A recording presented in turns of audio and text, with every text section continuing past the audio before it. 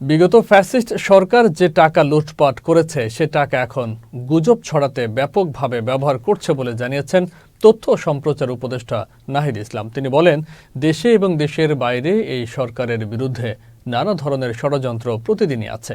দুপুরে সচিবালয়ে তথ্য ও সম্প্রচার মন্ত্রণালয়ের সম্মেলন কক্ষে ঢাকা রিপোর্টার্স ইউনিটির প্রতিনিধি দলের সঙ্গে বৈঠক শেষে সাংবাদিকদের এক প্রশ্নের জবাবে তথ্য উপদেষ্টা এসব কথা বলেন। সোমবার কয়েকটি কলেজের ছাত্রদের সংঘর্ষের হতাহত নিয়ে সাংবাদিকদের এক প্রশ্নের জবাবে নাহিদ ইসলাম বলেন, ফেসবুক অ্যানালাইসিসে দেখা যাবে গতকাল সোহরাওয়ার্দী কলেজের ছাত্ররা নিহত হয়েছে বলে বিগত সরকারের দলীয় কর্মীরা ব্যাপকভাবে প্রচার করেছেন।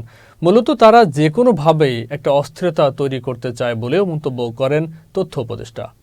একটা মিথ্যা খবর, একটা গুজব কিন্তু অনেক বড় ঘটনার জন্ম দিতে পারে। তো সেই জায়গাতে গণমাধ্যমের বা সাংবাদিকদের থেকে আমরা এই দায়িত্বশীল ভূমিকাটা প্রত্যাশা করতেছি। এটা আমাদের শুধু সরকার নয়, আমাদের পুরো জাতীয় যেই পরিস্থিতি সেই জায়গায় কিন্তু এই গণমাধ্যমের এই ভূমিকাটা গুরুত্বপূর্ণ। গতকাল দেখেন কতগুলো, সকালেও একটা ঘটনা, ভোর রাতে একটা ঘটনা ঘটছে।